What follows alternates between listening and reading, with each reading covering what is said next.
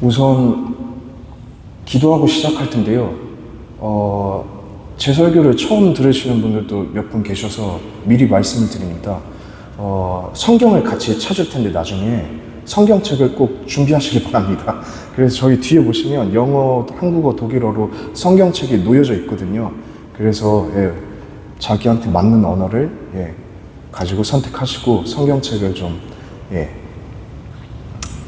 가지고 계시면 감사하겠습니다. 기도하고 시작하겠습니다.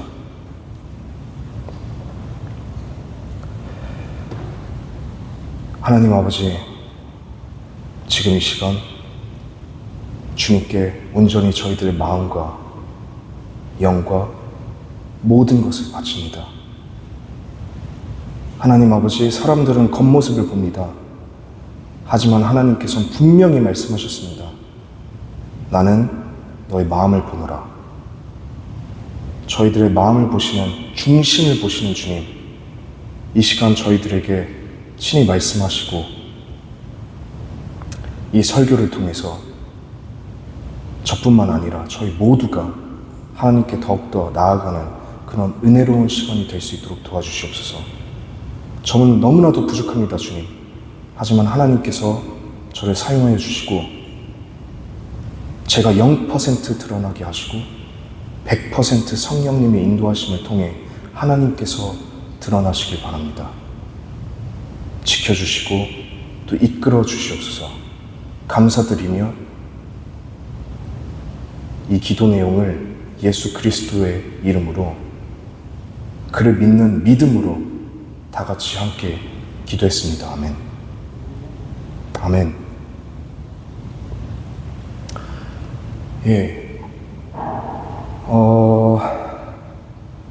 조금 어려움이 있을 수 있습니다. 왜냐하면 독일어 준비했기 때문에 미리 말씀드렸다시피 제가 조금 한국어로 이제 번역이 돼야 돼요. 그래서 양해해 주시기 바랍니다. 제가 설교한 지가 1년이 넘었습니다. 자료를 찾아봤더니 2023년에 하반기 때 설교를 마지막으로 했더라고요. 그래서 꽤 오래 설교를 안 했는데, 그래서 많이 좀 떨리고 두렵고 그런 마음이 있습니다. 왜냐하면 사람을 보고 하는 게 아니라 하나님을 보면서 하는 거기 때문에 두려움과 떨림이 당연히 있을 수밖에 없고요. 그리고 제가 100% 완벽하게 설교를 못하더라도 좀 이해해 주시길 바랍니다. 예쁘게 봐주시길 바랍니다. 오늘 설교의 제목은 여기 앞에 보이시는 것과 같이 트리플 러브라는 설교 제목을 골랐고요.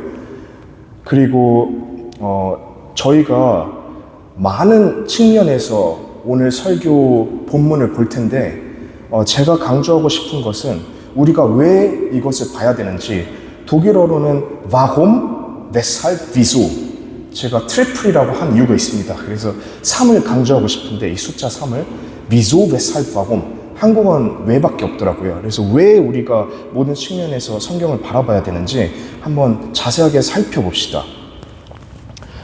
우선 이 첫 번째 그림을 잘 봐주시기 바랍니다. 이 사진을. 제가 이 사진을 가지고 온 이유가 있는데, 저희들은 노광석 목사님 밑에서 자랐기 때문에 노광석 목사님께서 제일 중요하게 여기신 구절이 이 구절인데, 보이시죠? 왼쪽 위에 우리 집 가훈. 우리 집 가훈으로 아버지께서, 노광석 목사님께서 정하셔서 어렸을 때부터 이 구절을 마음에 담아 자랐습니다. 그래서 제가 첫 번째로 강조하고 싶은 것은 저희가 이 성경 구절을 가지고 이제 공부를 할 텐데, 같이 설교를 통해서 공부를 할 때 저희가 한국어로는 제가 좀 많이 부족해서 생각이 안 나는데 persönliche Relevanz, 저희들의 개인적인, 뭐라고 하죠, 한국어로 좀 이렇게 더 가까이 다가갈 수 있는 그런 친밀함을 가질 수 있는 그런 구절이 되길 바라고요. 그리고 이제 두 번째로는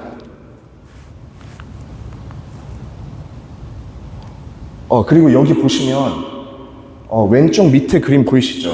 사진이 있거든요. 가족 사진 있고, 또 오른쪽에는 제가 작년에 뽑은 야흐슬로송이라고, 그 매년 새해 저희가 제비뽑기 하듯이 성경 구절을 뽑잖아요. 저는 이 구절을 작년에 뽑았습니다. 그래서 이 구절이 창세기 12장 2절에서 3절에 있는 말씀인데, 매년 뽑듯이 말씀을 뽑는데 정말 중요한 것은 이것을 저희들이 잘 간직하고 1년 동안 이 말씀대로 살기를 원합니다. 그래서 말씀의 중요성을 다시 한번 강조하기 위해서 는 거고요. 그리고 두 번째로는 오늘 성경 구절이 중요한 이유가 이겁니다. 이 말씀은 하나님 아버지께서 예수님을 통해서 저희들에게 주신 제일 큰 계명이기 때문입니다. 성경에서 제일 큰 계명으로 나온 건 이 구절밖에 없습니다. 그래서 두 번째 이유가 weil es das größte und höchste Gebot ist. 제일 큰 계명이기 때문에. 그리고 세 번째 이유는 제가 이 성경 구절을 고른 이유는 설교자로서 여러분과 저에게 다시 한번 큰 울림을 주길 원합니다. 어떤 울림이냐? 저희가 이 말씀에 순종해서 살길 원합니다. 그래서 세 번째 이유는 독일어로 써져 있듯이 die Appell zur Gehorsamkeit. 저희들이 순종하고 이 말씀대로 따라 살 수 있도록. 그래서 이 그림을 고른 이유가 노광서 목사님께서 저번 주에 이제 설교를 하셨잖아요. 기도에 관한 설교를 하셨는데 모든 순종의 시작은 저도 기도라고 생각합니다. 그래서 이 사진을 택했고요. 기도로서 시작하면서 또 삶에 저희들의 하나님의 말씀을 옮겨가서 거기서 이제 천천히 하나하나씩 실천으로 옮기는 그런 삶이 되길 바랍니다. 그래서 이 세 가지 이유를 택해서 오늘 성경 구절을 골랐고요. 그래서 저희가 다시 한번 이제 성경 구절을 자세하게 볼 텐데 자세하게 보기 전에 제일 중요한 게 뭐냐면 저희들이 성경의 전체적인 구조를 어떻게 짰는지 그리고 왜 이 성경이 무슨 말을 하고 있는지를 정확하게 이해하는 게 정말로 중요합니다. 그래서 처음에 말씀드렸다시피 성경책 다 가지고 계시죠? 저도 가지고 왔는데 같이 이 말씀을 살펴볼 텐데 저희들은 마태복음을 읽었잖아요. 4복음서가 있습니다. 마태, 마가, 누가, 요한복음.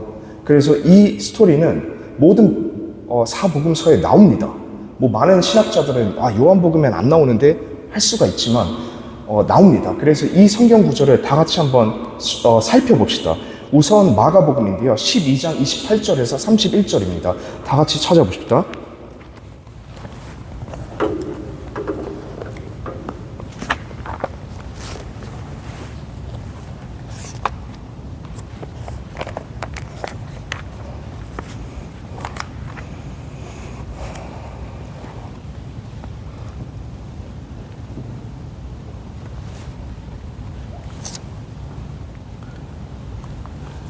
예, 이분이 마가입니다. 사진 하나 준비했는데요. 예, 혹시 마가에 대해서 잘 아시는 분이 있으시다면 아시는 걸 말씀하셔도 됩니다. 지금 이 시간. 아니면 제가 짧게 알려드리겠습니다. 우선 마가는 바로 예수님을 직접 따른 제자는 아니었고요. 그리고 바울을 저희가 잘 알잖아요. 바울이 자기 아들이라고 칭하는 두 사람이 있습니다. 혹시 아시는지 모르셔도 괜찮습니다. 디모데와 디도입니다. 그런 것처럼 베드로도 자기 아들로 칭하는 사람이 있는데 골로새에 자세히 나와 있어요. 거기 보시면은 베드로가 자기 아들로 칭하는 사람이 마가입니다. 그래서 이 사람은 베드로와 친했을 가능성이 높고요. 그리고 베드로를 통해서 많은 얘기를 들어서 마가복음이라는 복음서를 썼습니다. 그래서 그런 것도 이제 좀 참고하시고 저희가 읽으면 좋은데 제가 한국어로 그러면 독일어로 준비했었는데 원래는 한국어로 이 구절들을 읽어보겠습니다. 28절에서 31절. 서기관 중 한 사람이 저희의 변론하는 것을 듣고 예수께서 대답 잘하신 줄을 알고 나와 묻되 모든 계명 중에 첫째가 무엇이나이까? 예수께서 대답하시되 첫째는 이것이니 이스라엘아 들으라 주 곧 우리 하나님은 유일한 주시라. 내 마음을 다하고 목숨을 다하고 뜻을 다하고 힘을 다하여 주 너의 하나님을 사랑하라 하신 것이요. 둘째는 이것이니 내 이웃을 내 몸과 같이 사랑하라 하신 것이라. 이에서 더 큰 계명이 없느니라. 아멘. 여기 이 본문을 보시면 저희가 원래 오늘 사용한 본문 마태복음이랑 비교를 하면 차이점이 좀 보이시나요? 우선 여기서 제일 먼저 드러나는 게 뭐 많이 있지만 딱 몇 가지만 얘기하자면 주 곧 우리 하나님은 유일한 주시라. 이 당시에만 해도 저희들은 문제가 뭐냐면 이제 2025년에 살고 있잖아요. 그래서 2025년이라는 색안경을 끼고 저희가 이 말씀들을 봅니다. 지금은 당연하지만 우리가 하나의 신을 믿는 것, 유일신. 그 당시엔 이게 당연하지 않았습니다. 그 당시에는 아주 많은 신들을 사람들이 믿었습니다. 그래서 이런 저희들이 정보를 접하고 성경을 읽는 것이 굉장히 중요합니다. 그래서 자세히 보시면은 마가가 강조하고 싶은 것은 우리 하나님은 유일한 하나님이시고 오직 한 분이야. 그리고 이 하나님을 사랑해야 돼. 그리고 또 내 이웃을 내 몸과 같이 사랑해야 돼. 이렇게 말을 하고 있습니다. 그 다음 복음서를 같이 볼까요? 누가복음 10장 25절에서 28절입니다.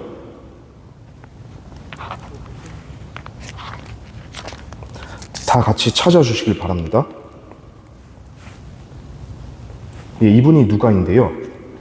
찾으셨으면 절 좀 바라봐 주시길 바랍니다.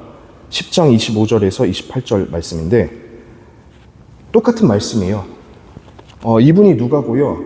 주로 제가 시간이 정해져 있어서 너무 오래 하면 안 되기 때문에 그냥 짧게 제일 중요한 것만 알려드릴 텐데 이분도 바로 예수님의 제자는 아니었습니다.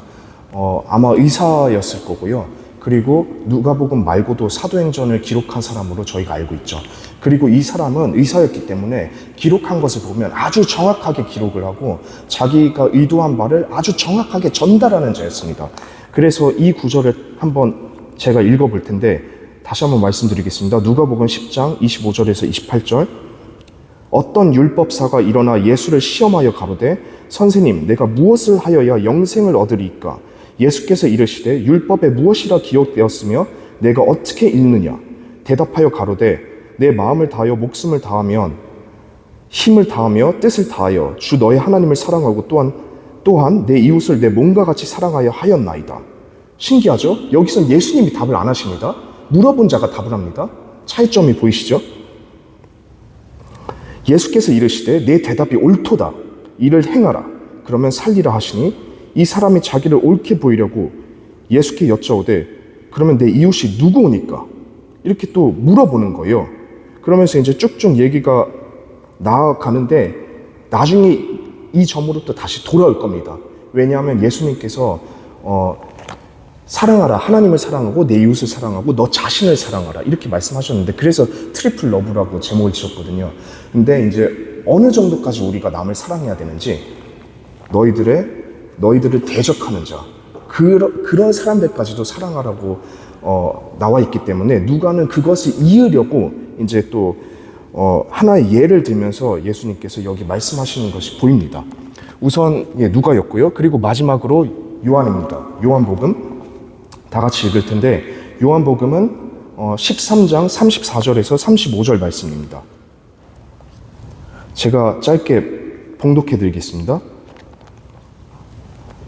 요한복음은 마태처럼 예수님의 직접적인 제자였죠. 바로 예수님을 따라다니고 같이 잠도 자고 밥도 같이 먹고 예수님 곁에 바로 있었던 정말 예수님께서 사랑하시는 제자. 그리고 좀 젊은 걸로 표현이 많이 돼요. 그래서 좀 젊게 나왔습니다. 이번엔.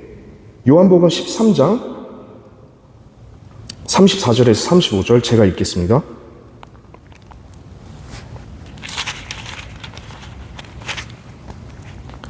새 계명을 너희에게 주노니 서로 사랑하라. 내가 너희를 사랑한 것 같이 너희도 서로 사랑하라. 너희가 서로 사랑하면 이로써 모든 사람이 너희가 내 제자인 줄 알리라. 아멘. 여기는 또 하나가 추가되죠. 너희들 서로 사랑해야 돼. 사랑하는데 그걸 하면 뭐가 드러나게 예수님이 말씀하신 게 뭐냐면 하나님이 드러난다는 거예요. 그러니까 그런 또 추가로 넣은 내용이 있습니다. 그래서 제가 강조하고 싶은 것은 성경은 그 말씀을 딱 한 복음서에서만 보시지 마시고 가능한 그 다른 곳에서도 나오는 그 똑같은 말씀이 있습니다. 4복음서에. 그 말씀을 참고하셔서 같이 보시면 도움이 아주 많이 됩니다. 이것을 제가 하나의 예를 들어서 설명을 해드리려고 이 사진을 가져갔는데 예를 들자면 여기 코끼리가 있습니다. 저는 코끼리를 한 번도 보지 못했습니다. 그리고 이 코끼리 사진만 보고 제가 코끼리를 한번 누가 물어본다면 코끼리는 어떻게 생겼어? 그럼 제가 어떻게 설명을 할까요? 여러분께서는 어떻게 설명하실 것 같습니다. 하실 것 같습니까? 이 사진만 보고 코끼리를 아예 몰라요? 어떻게 생겼는지 몰라. 그럼 어떻게 하실 것 같습니다? 저 같은 경우는 다리는 4개고 엄청 큰 것 같고 피부톤은 한 브라운색인 것 같으며 얼굴은 없는데 정말로 긴 꼬리가 얼굴로 달려있어. 이렇게 설명할 것 같습니다. 이해되시나요? 그리고 정말 관심 있게 제가 찾아온 게 있는데 코끼리가 뒷모습도 다양합니다. 이 코끼리는 다른 종류고요. 또 귀가 펄럭이면서 와, 아까 그 전 사진은 귀가 안 보이잖아요. 또 다르게 설명이 돼요. 근데 저는 이렇게 설명하겠죠. 근데 다른 사람이 예를 들어서 코끼리를 정면에서나 옆면에서 뒷면에서 모든 면에서 봤을 때 제가 설명한 그 설명이 맞다고 표현을 할까요? 부족하다고 표현을 하겠죠. 완벽하지 않다. 그런 거랑 마찬가지입니다. 이 코끼리는 이 세상에서 존재하는 제일 큰 코끼리인데 제가 이 사진을 고른 게 독일어 설명하면 훨씬 더 쉬울 텐데 제가 한국어로 갑작스럽게 하는 바람에 죄송합니다. 투스카라고 제일 큰 코끼리예요. 그래서 이 코끼리는 또 보세요. 뿔이 훨씬 더 길죠? 그리고 크기도 훨씬 더 큽니다. 너무 다양하고 너무 종류가 많기 때문에 코끼리는 이렇다. 정확하게 제가 말씀을 드릴 수 없습니다. 그렇듯이 저희가 성경을 볼 때 정말 중요한 것은 모든 면에서 그 말씀을 바라보고 하나님이 어떤 뜻을 가지고 이 말씀을 우리에게 해주셨는지 그리고 오늘날 우리에게 어떤 메시지를 전하시는지 자세하게 살펴봐야 됩니다. 다시 오늘의 본문으로 돌아가서 설명을 하자면 제가 한번 독일어로 읽겠습니다. 죄송합니다. 독일어가 편해서 Als aber die Pharisäer hörten, dass den Sadduziern das Maul gestopft hatte, versammelten sie sich. 우선 전체적으로 봐야 되는데 그 전에 무슨 일이 있었을까요? 저희가 알다시피 마태는 제가 아까 말씀드리지 않았습니까? 바로 예수님 밑에 있던 제자입니다. 그렇기 때문에 이 복음서를 썼는데 주로 유대인, 그러니까 예수님을 믿는 사람들이지만 유대인한테 이 복음서를 쓴 거예요. 그게 정말로 중요하고요. 나중에 또 자세하게 드러납니다. 그리고 마태가 강조하고 싶었던 부분, 자기 복음서에서 꼭 강조하고 싶었던 것은 예수님이 왕이시고 메시아라는 거예요. 그리고 이분이 하나님의 아들인데 택함 받은 자라는 것을 드러내고 싶었던 것입니다. 그래서 마태복음이 족보로 시작하는 겁니다. 다른 복음서는 족보로 시작하는 복음서가 없습니다. 그리고 교회가 마태복음을 첫 복음서로 채택한 게 족보로 시작하기 때문입니다. 이런 이유로 마태복음이 첫 복음서가 됐고요. 또 중요한 것은 여기에 한국어로는 어떻게 돼 있죠? 예수께서 사두개인들로 대답할 수 없게 하셨다. 독일어론 als aber die Pharisäer hörten, dass den Sadduziern das Maul gestopft hatte. 당연히 루터 버전이기 때문에 루터 번역이기 때문에 조금 되게 과해요. 근데 제 생각에 마태가 세리였잖아요. 그래서 이렇게 쓴 것 같습니다. 왜냐하면 그 사람들이 입을 막았다. 말 못하겠다. 이런 뜻이거든요. 그리고 그 전에 무슨 일이 있었냐? 혹시 바리새인과 사두개인의 차이점을 아십니까? 예, 사도행전 23장을 읽어보시면 드러나는데 사두개인들은 영생을 믿지 않았습니까? 다시 부활을 믿지 않았고요. 천지의 존재도 믿지 않았습니다. 그렇기 때문에 그 바로 전에 나오는 내용은 뭐냐면 3번을 시험해요. 이 사람들이 예수님을 넘어뜨리려고 우선 정치적인 이슈를 가지고 왔고요. 우리가 세금을 내야 되는데 어떻게 해야 되냐? 우리가 시저한테 이걸 내야 되냐? 아니면 하나님께 뭐 어떻게 되는 거냐? 이 문제를 가지고 왔는데 예수님께서 요리조리 미꾸라지처럼 잘 피하시면서 대답을 잘 하셨죠. 또 두 번째 이슈가 바로 사두개인들이 예수님 앞에 나옵니다. 그래서 이 사람들은 부활을 믿지 않으니까 어떻게 되는 거냐? 그러니까 신학적인 이슈를 가지고 와서 예수님을 넘어뜨리려고 했죠. 저희는 지금 마태복음 22장에 머무르고 있습니다. 그러니까 이제 곧 있으시면 예수님께서 십자가에 매달리셔서 죽으시고 부활하실 텐데, 그러니까 어떻게든 예수님을 넘어뜨리려고, 어떻게든 예수님을 죽이려고 이 사람들이 이런 질문을 하는 겁니다. 두 번째 질문도 이제 무너지자 세 번째 마지막으로 가지고 온 질문이 뭐냐 하면 종교적 이슈를 가지고 왔습니다. 오케이, 알겠는데 그러면 계명이 많은데 어떤 게 제일 큰 계명이에요? 이렇게 물어봅니다. 율법 중에 너무나도 지혜로운 자가. 이것은 무엇을 뜻하냐면요. 정말로 중요한데, 혹시 구약에 몇 개의 율법이 있는지 아시는 분? 저도 몰랐습니다. 저는 이제 신학을 공부하다 보니까 이런 걸 배워서 알게 됐는데, 혹시 아시는 분?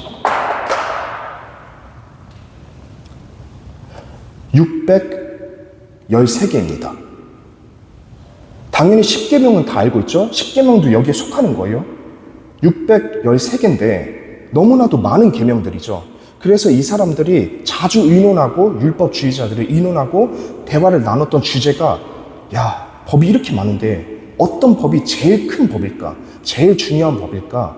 이걸 의논하고 또 많이 상담을 나눴습니다. 그래서 이 질문이 당연히 예수님을 무너뜨리려고 했던 질문이지만 궁금했을 수도 있어요, 솔직히.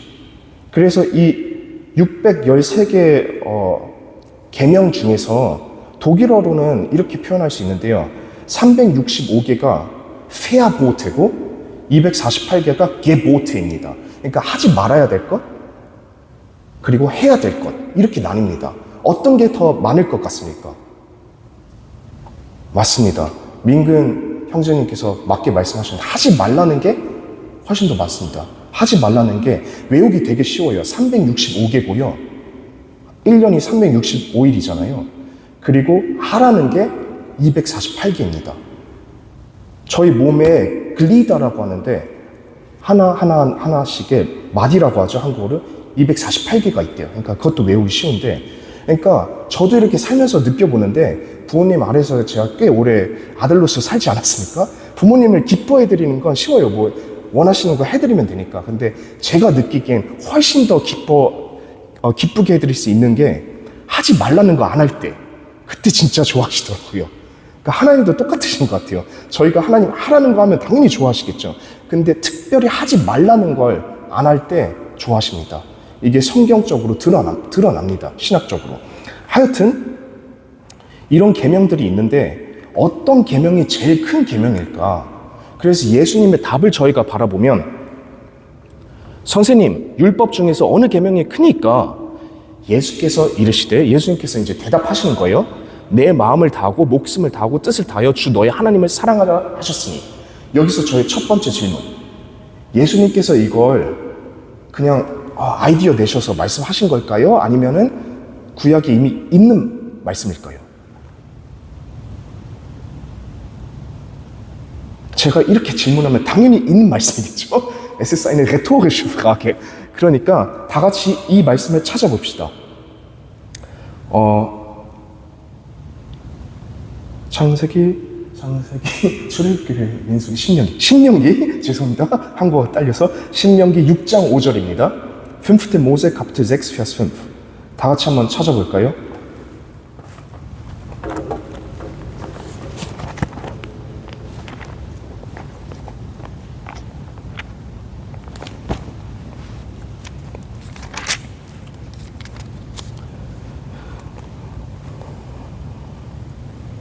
제가 봉독해 드리겠습니다. 너는 마음을 다하고 성품을 다하고 힘을 다하여 내 하나님 여호와를 사랑하라. 이미 나와 있는 말씀이에요. 오 마이 갓. 그리고 두 번째로 또 살펴볼 말씀은 레위기 19장 18절 말씀입니다. 3. Mose 19, 18.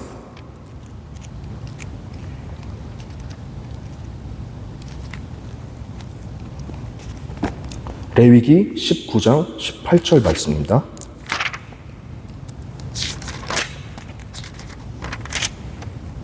제가 이 말씀도 봉독해 드리겠습니다. 원수를 갚지 말며 동풀을 원망하지 말며 이웃 사랑하기를 내 몸과 같이 하라. 나는 여호와니라. 아멘. 그러니까 쉽게 말하자면 저희가 살펴보는 이 말씀은 다 있는 말씀이에요. 다 있는 말씀입니다.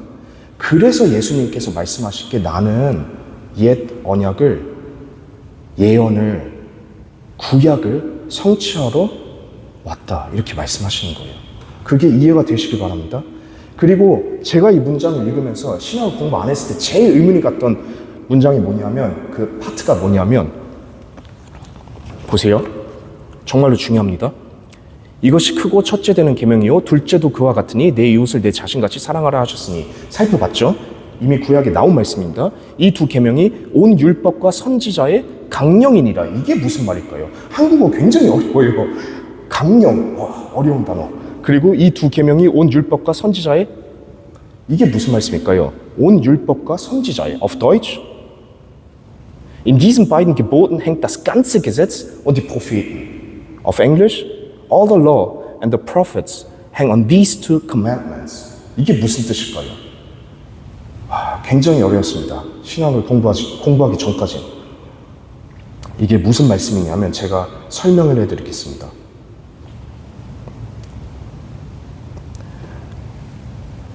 구약과 신약으로 성경이 나뉘는데 구약은 저희들이 알다시피 39권이 있고요. 신약은 상구 27권이 있습니다. 제가 주일학교 때 이렇게 배워서 외웠거든요.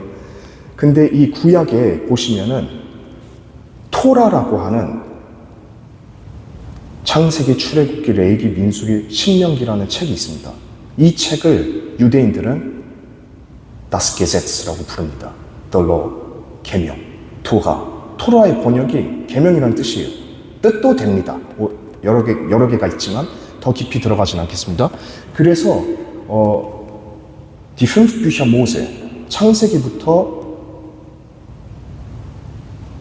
신명기까지고요. 그리고 Prophets라고 나와 있잖아요. 선지자.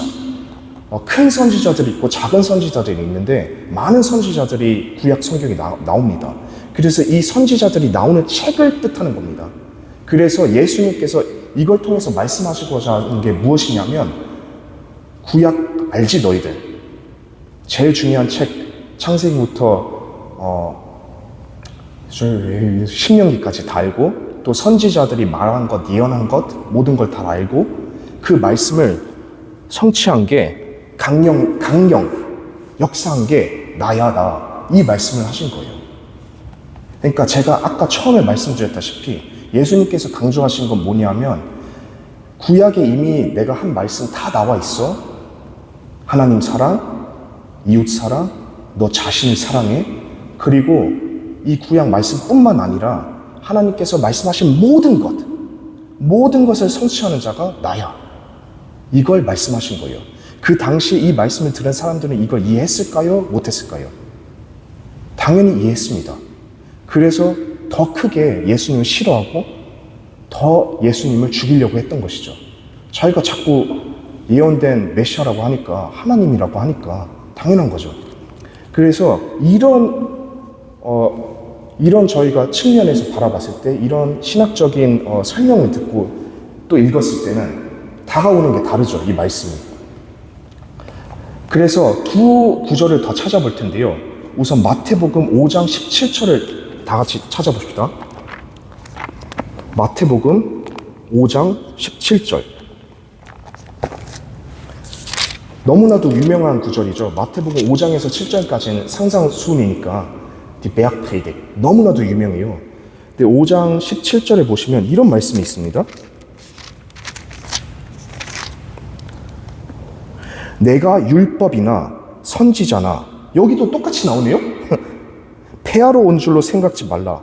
폐하러 온 것이 아니요 완전케 하려 함이로다. 이제 이해가 가시죠? 이 말씀이 무슨 말인지. 구약, 그러니까 쉽게 얘기하자면 율법이나 선지자, 여기에 구약을 넣으시면 돼요. 내가 구약, 하나님께서 말씀하신 것, 이미 예언하신 것. 선지자 역할이 예언하는 거잖아요. 또 깊게 들어가면 설명이 길어지지만 예언을 원어적으로 보면은 오리지널 슈프라흐로 보면은 미래를 얘기하는 게 아닙니다. 지금 현재를 얘기하는 게 훨씬 더 맞습니다. 90% 넘어요. 근데 그건 또 다른 이제 주제니까. 하여튼 여길 보면 정말 중요한 게 예수님께서 오신 게 완전케 하러 오셨다고 나와 있거든요. 그리고 또 다음 성경 구절 같이 보면 마태복음 7장 12절입니다.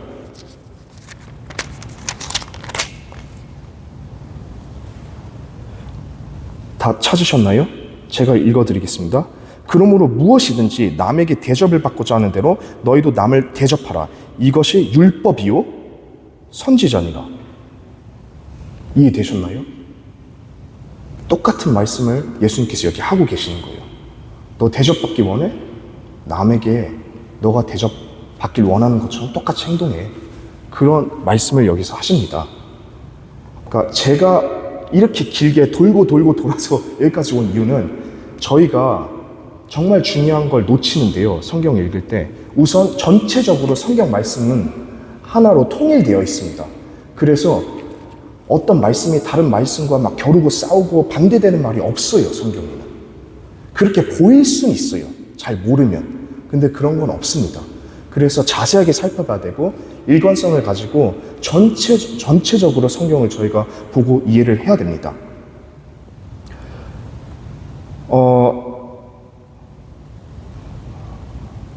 마지막으로 제가 여러분에게 꼭 말씀드리고 싶은 건 저희가 이제 이 율법을 찾아봤잖아요. 그리고 계명들을 찾아봤고 그러면은 이 계명들을 저희가 지켜야 되는데 하나님께서 첫 번째 질문 제가 드리고 싶은 건 왜 계명을 사람에게 주셨을까요?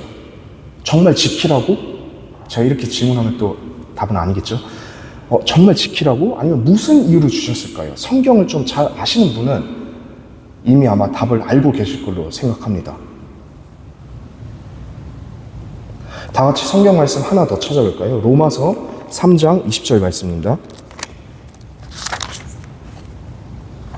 바울이 이거에 대해서 완벽한 답을 정해서 줍니다, 저에게.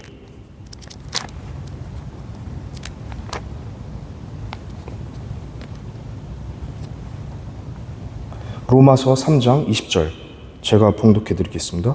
그러므로 율법의 행위로 그의 앞에 의롭다 하심을 얻을 육체가 없나니, 그러니까 저희가 율법으로 하나님 앞에서 저 죄 안 지었어 이렇게 말할 사람이 한 명도 없다는 거예요. 율법으로는 죄를 깨달음이니라. 그러니까 하나님께서 저에게 주신 계명 613개 주신 이유가 있는데 이유는 분명합니다. 너희 죄인이야. 너희 아무리 해도 못해. 이걸 깨달아. 이걸 말씀하시려고 저에게 율법을 주신 거예요. 기독교의 가르침은 바로 이겁니다. 다른 종교들은 보면, 저는 기독교를 종교라고 말하지 않겠습니다. 다른 종교들을 보면 주로 이걸 해서 이렇게 구원을 얻어 이렇게 얘기를 하는 종교가 대다수입니다. 거의 다죠. 뭐 다라고 해도 그렇게 표현을 해도 됩니다. 근데 기독교는 정반대예요. 기독교는 뭐라고 하냐면 행위로 너희가 율법 지키는 걸로 하나님 앞에 근처도 못 가. 전혀 안 돼. 그러니까 율법은 왜 있냐? 너의 죄를 깨달으라고 있는 거예요. 왜 바울이 두 번째 질문이다? 이 말을 여기서 했을까요?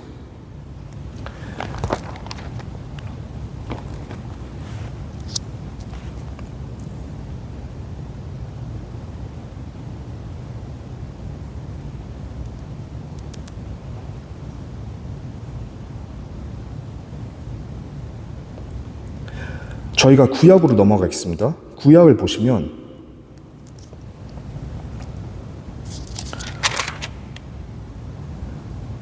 시간이 없어서 시간이 너무 많이 지나갔네요. 자세한 내용을 저희가 보진 않고 제가 설명을 해드리겠습니다. 제가 이 말씀을 하면 이단이라고 생각하실 수도 있는데 저희들이 알고 있는 건 예수님께서 오로지 길이시고 진실이시고 생명이시라는 걸 저희가 알잖아요. 요한복음에 나와 있듯이. 근데 성경을 자세하게 보시면요, 하나님 앞에 나아갈 수 있는 방법이 두 가지예요. 예수님뿐만 아니라 다른 길도 있어요. 그게 성경에 나옵니다. 저희가 지금 시간적으로 여유가 없어서 보진 못하는데 제가 무슨 말을 하고 싶냐면 율법으로 깨끗하면 하나님 앞에 나아갈 수가 있습니다. 구약 성경에 그렇게 나와 있어요. 그 예수님도 그걸 강조하시고 가능해요. 근데 불가능한 이유가 하나 있습니다. 저희는 완벽한 하나님이 아니다 보니까, 인간이다 보니까, 그러니까 길은 두 개예요. 평생 다른 종교들처럼 내가 열심히 돌을 닦아서 예를 들어서 돌을 닦으면서 내가 율법을 지키면서 죄를 안 지어야지 이것도 하나의 길이라고 성경도 얘기해요. 근데 성경의 다른 점은 그렇게 해봐 안 돼 이겁니다. 길은 두 가지예요. 이렇게도 gerechtfertigt 받을 수 있어요. 그러니까 칭의를 받는 거죠. 의롭다함을. 근데 이거는 불가능합니다. 왜냐하면 아시다시피 거짓말 안 하는 사람 여기 한 명도 없어요. 저희는 항상 죄를 짓기 때문에 이건 불가능합니다. 근데 아셔야 될 게 성경을 제대로 이해하셔야 돼요. 그래서 예수님께서 당연히 the only way, der einzige Weg, 예수님만이 길이에요. 그건 맞아요. 그건 맞는데 왜 그러냐를 자세하게 살펴봐야 됩니다. 그래서 바울이 추가로 저희가 읽었던 것처럼 여기서 설명을 하는 겁니다. 너희들 지금까지 율법을 해봤잖아. 안 돼. 그러니까 왜 율법을 줬냐? 깨달으라고 준 거야. 너희들이 죄인이라고. 그 죄를 해결할 분이 예수님이야. 그러니까 모든 구절, 저희가 읽은 이 구절도 마찬가지로 다 포인팅 아웃 하는 분이 있습니다. 바로 예수님인 거죠. 그거를 깨달으시면 성경 전체를 깨달으신 겁니다. 그렇기 때문에 저희들은 이제 율법 안에 있는 게 아니라 은혜 안에 있어요. 시간이 없어서 찾아볼 수는 없지만 로마서 6장 14절에 보면, 제가 독일어로밖에 준비 안 해서 죄송합니다. 독일어는 이렇게 되어 있습니다. 파울로스 sagt klipp und klar, 확실하게 명확하게 얘기합니다. Ihr seid nicht unter Gesetz, sondern unter Gnade. 이젠 저희가 은혜 안에 있는 거예요. 율법 아래 있는 게 아니라 예수님 안에 있으니까. Und deshalb Römer 13,8, 로마서 13장 8절, wer den anderen liebt, hat das Gesetz erfüllt. 이게 최종적으로 파시트, 그러니까 결론 낸 문장이에요. 요한복음이 그래서 그렇게 내 복음서의 마지막으로 그렇게 끝내는 거거든요. 서로 사랑하라. 그럼 하나님께서 너희들을 통해서 다른 사람들이 너희들 통해서 하나님을 알게 될 것이다. 그래서 로마서 13장 8절에 보면 똑같은 말을 하는 거예요. Wer den anderen liebt, hat das Gesetz erfüllt. 근데 이걸 하기 위해서는 우선 하나님을 사랑해야 되고요. 그래서 첫 번째로 하나님 사랑하라 나오는 거예요. 두 번째가 자기 자신을 사랑해야 됩니다. Wie dich selbst. 하나님을 통해서 내가 죄인이구나 깨닫는 거죠. 하나님을 사랑할 수밖에 없어요. 하나님 우리 먼저 사랑하셨거든요. 그리고 사랑에 대해서 더 자세하게 알고 싶으신 분은 고린도전서 13장과 또 요한일서 4장을 꾸준히 읽으시길 바랍니다. 거기에 기독교적인 측면에서 어떻게 사랑을 표현하는지 정확히 나와 있습니다. 그래서 하나님께서 우리를 먼저 사랑하셨기 때문에 저희들이 하나님을 사랑할 수 있는 거고요. 왜냐면 우리 위해서 십자가에 죽으셨으니까, 우리 죄를 위해서. 그러므로 제 자신을 또 사랑하게 되는 거예요. 이게 두 번째 계명입니다. 독일어로는 솔직히 das Doppelgebot der Liebe라고 나오는데, 그러니까 두 가지만 중요시하는 거죠. Gott lieben, Nächsten lieben. 괄호, in Klammer, wie dich selbst. 근데 정말 중요한 게 내 자신을 사랑할 수 있어야 되고요. 왜냐하면 wie dich selbst. 이게 가능해야지 남을 사랑할 수 있는 겁니다. 그래서 이 세 가지 계명을 저희에게 주셨는데 이 계명을 하나로 묶은 거죠. 그리고 제일 중요한 질문인데 왜 예수님께서는 이렇게 짧게 요약해서 명확하게 한 계명만 주셨을까요? 팁을 드리자면, 힌트를 드리자면 에덴 동산에서도 마찬가지입니다. 하나님께서 딱 하나 하지 마. 저희가 아까 살펴봤죠. 하지 마가 더 많다고, 해라는 것보다. 하지 마 딱 하나 주셨어요. 왜 그럴까요? 하나님의 마음이 뭘까요? 아주 쉽습니다. 제가 예를 들어서 제 동생이 저희 뒤에 앉아 있는데 제 동생이 제 집에 오는 걸 굉장히 싫어해요. 제가 예를 들자면 하나의 예입니다. 그럼 제가 많은 법은 아니지만 막 룰들을 만들겠죠. 신발 벗어야 되고 꼭 빨간 양말을 신어야 되고 몇 천 가지를 만들겠죠. 근데 제가 제 동생을 너무 사랑해서 제 동생이 제 집에 방문하길 원하는데 당연히 안 되는 것도 있겠죠. 딱 하나만 정해서 얘기해요. 그럼 제 동생이 제 집에 오는 걸 너무 원하는 걸까요? 아니면 원치 않는 걸까요? 당연히 원하는 거겠죠. 그래서 하나님은 아주 간단하게 요약해서 한 문장으로 세 가지를 넣어서 이렇게 말씀하시는 거예요. 그러니까 하나님은 저희가 정말로 하나님 품으로 돌아오고 하나님을 사랑하며 자기 자신을 사랑하고 그 사랑을 남에게 흘러가도록 하는 게 하나님의 뜻입니다. 이걸 이해하면 오늘 게임 끝. 설교 다 이해하신 거예요. 그래서 다시 한번 말씀드리자면 예수님께서 저희들의 심장을, 마음을 막 완악하게 된 마음, härtetes Herz를 부드럽게 해주시는 거예요. 예수님께서 하시는 겁니다. 그래서 어디까지 가느냐? 제가 아까 처음에 말씀드렸죠. 누가복음으로 다시 돌아온다고. 우리를 대적하는 자들, 파인드, 이 사람들까지도 사랑해야 됩니다. 왜냐? 예수님께서 똑같이 사랑하셨으니까. 그리고 우리의 믿음의 선배들, 스데반 집사님. 이건 노광수 목사님께서 쓰신 슬라이스인데 제가 너무 좋아서 똑같이 다시 한번 사용합니다. 대적하는 자를 사랑했어요. 어떻게 이게 가능하냐? 이것으로 마무리하고 싶습니다. 오늘 설교를. 이걸 가능케 하는 것은, 제가 하나 빠뜨렸는데요. 디모데전서 후서를 읽으시면 더 정확하게 드러나겠지만, 거기서 바울이 얘기하는 게 뭐냐면, 마지막 편지예요. 바울이 쓴 마지막 편지인데, 거기에 뭐가 드러나냐면, 우리도 죄인이었어. 우리도 똑같지 않았냐. 그걸 생각해. 그럼 사랑할 수 있어. 이 말씀을 하거든요. 뭐 이유는 되게 많습니다. 다른 이유도 다 제가 말씀드릴 수 있지만, 지금 시간 부족으로 제가 꼽은 저한테 가장 와닿은 말씀은, 너도 똑같아 이놈아. 그 말씀을 해주신 거예요. 그러니까 똑같이 사랑해. 내가 널 사랑했잖아. 내가 너의 모든 큰 죄들 다 용서해줬잖아. 그깟 잘못한 거 네 형제가 너한테 잘못한 거 용서 못해? 용서 좀 해줘. 사랑해. 덮어줘. 그게 교회입니다. 교회의 본 모습입니다. 그래서 그 말씀을 해주셨기 때문에 이걸 이유로 들고 싶습니다. 네, 이제 마지막으로 어떻게 이게 가능할까? 우리 일상에. 이게 제일 중요한 포인트인데요. 제가 말씀드리고 싶은 것은 하나님의 답이 하나입니다. 그리고 굉장히 간단합니다. 하나님의 힘으로 가능합니다. 이게 어디서 드러나느냐? 예수님께서 말씀하셨거든요. 내가 왔어. 나 이제 십자가에 돌아가. 그리고 나 죽어. 그리고 부활해. 그리고 승천할 거야.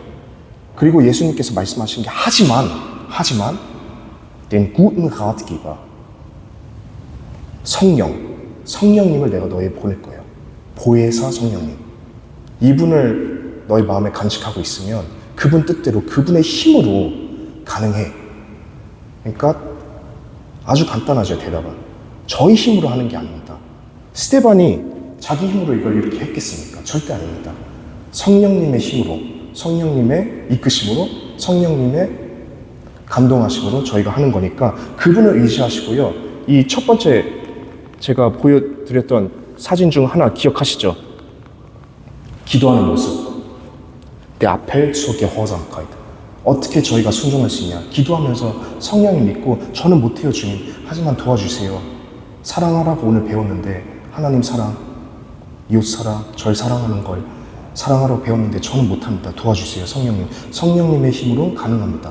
이거를 저희가 좀 간직하고 새로운 한 주를 또 맞이하면 좋겠습니다. 원래 그리고 새로운 한 주가 시작했어요. 기독교적으로 봤을 때는 주일이 일요일이 첫째 날입니다. 샤바트라고 토요일인데 마지막 날이고요. 이미 새로운 한 주가 시작했어요. 그러니까 성경은 보면 볼수록 너무 재밌고 흥미로운 책인데 다들 이제 저도 처음에 그랬어요. 지루하고 좀 잘 이해를 못하니까. 그런데 정말 재밌어요. 그래서 정반대되는 게 너무나 많습니다. 세상적과 paradoxical way로 정반대잖아요. 그래서 마지막 날이 주일인데 저희는 원래는 크리스천은 주일이 첫날이에요. 그리고 창세기 다시 한번 자세히 읽어보세요. 아침이 첫날이니까 시작하는 날이 밤인지 그것도 굉장히 재밌습니다. 하여튼간 제가 말씀드리고 싶은 건 우리 이 성령님, 보혜사 성령님 꼭 붙잡고 스데반처럼 저희도 믿음의 선배들처럼 남을 사랑하고 용납하고 용서하고 하나님의 사랑을 널리 나눕시다. 마지막으로 제가 잘 외울 수 있도록 한 단어를 가지고 왔는데 이거는 꼭 적으셨으면 좋겠어요. 저도 배운 거거든요. 다른 어떤 형제한테 자매님한테 배운 건데 너무 좋더라고요. 그래서 가져왔는데 joy라는 단어 아십니까? 영어로 기쁨, joy. 이걸로 이제 독일어로 하시면 이셀스부르케 바운한다고 하는데 외우기 너무 쉽더라고요. joy, J-O-Y잖아요. put Jesus first. 그러니까 하나님 먼저죠. 하나님 사랑. Jesus. O는 others, 다른 사람들. Y는 yourself. 이렇게 외우면 쉽더라고요. 이렇게 외우시고 그리고 마지막으로 제가 준비한 성경 구절로 이 모든 말씀을 마치겠습니다. 제가 독일어로 준비했기 때문에 독일어로 읽겠습니다. 체슬라프도 왔는데 독일어로 마무리하니까 참 다행이네요. Lasst uns die Liebe Gottes in uns und nach außen tragen. Entschuldigung, Czeslaw, wir sind schon am Ende angelangt, ja? Aber ich mache es auf Deutsch, am Ende noch. Ich beende die heutige Predigt mit der Jahreslosung 2025 und sie lautet, bitte suchen Sie nach in der Bibel, nachschlagen, jetzt sofort, 1. Thessalonicher 5,21. 1. Thessalonicher 5,21. Thessaloniker 전서 5장 21절. 그러니까 독일에는 책이 나오는데요. 로송이라고 책이 파란 책인데 나옵니다. 거기 매일 데일리 바이블이라고 매일 성경 구절이 나오거든요. 근데 2025년 한 해의 말씀이 이 말씀입니다. 그래서 제가 이 말씀으로 끝내는 이유가 있는데, 제가 말씀드린 것도 저도 인간인지라 틀린 말을 할 수도 있고 신학적으로 제가 잘못 분석했을 수도 있고, 그렇기 때문에 직접 예수님께서도 말씀하셨어요. 이거를 다시 한번 프루프 해보셔야 됩니다. 그러니까 집에 가셔서 오늘 설교 말씀을 잘 생각하시면서 다시 한번 성경 구절들을 읽으시면서 프루프 하시길 바랍니다.